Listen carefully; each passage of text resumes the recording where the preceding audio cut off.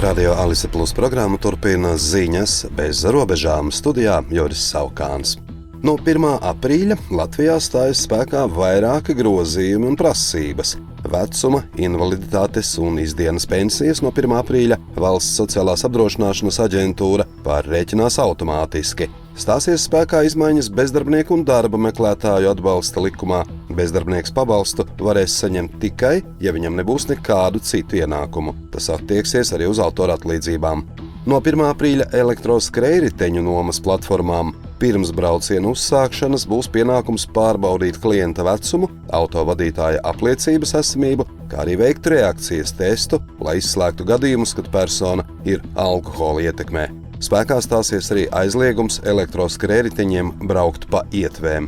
No 1. aprīļa Latvijas mežos tiek izsludināta ugunsbīstamā sezona. Tā ilgs līdz 30. septembrim.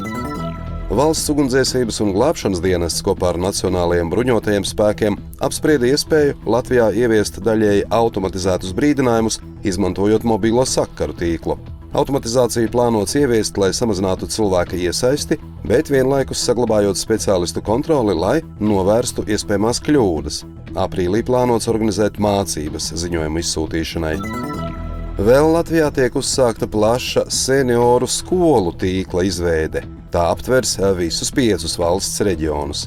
Sabiedrības integrācijas fonds ar Labklājības ministrijas atbalstu ir piešķīris 920 000 eiro izglītības un sociālajiem projektiem cilvēkiem vecumā virs 65 gadiem. Programmas mērķis ir palīdzēt vismaz 2500 senioru saglabāt aktivitāti un apgūt pieprasītas prasmes.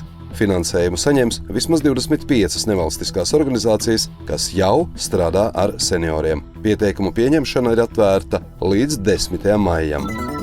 1. aprīlī no 11. līdz 12. Daugoplī Saules skolā noritēs tikšanās ar Eiropas komisijas pārstāvniecības Latvijā vadītāju Andri Kūžnieku un Eiropas investīciju bankas pārstāvniecības vadītāju Paulīnu Bžezicku.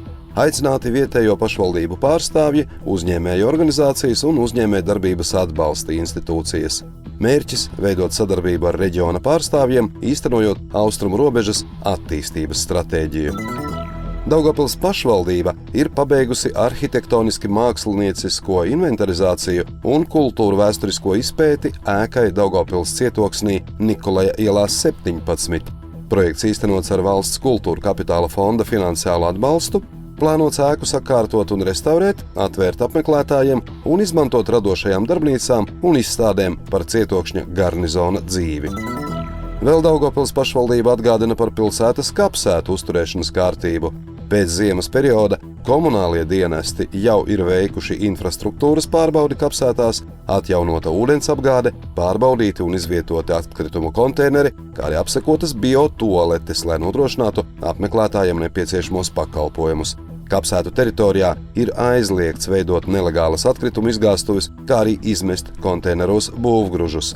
Uzņēmuma Labiekārtošana D speciālisti atgādina, ka par atkritumu apsaimniekošanas noteikumu neievērošanu paredzēta administratīvā atbildība gan fiziskām, gan juridiskām personām.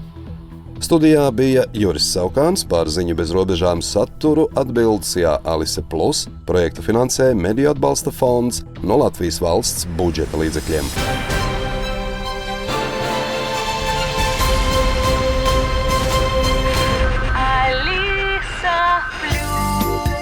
Radio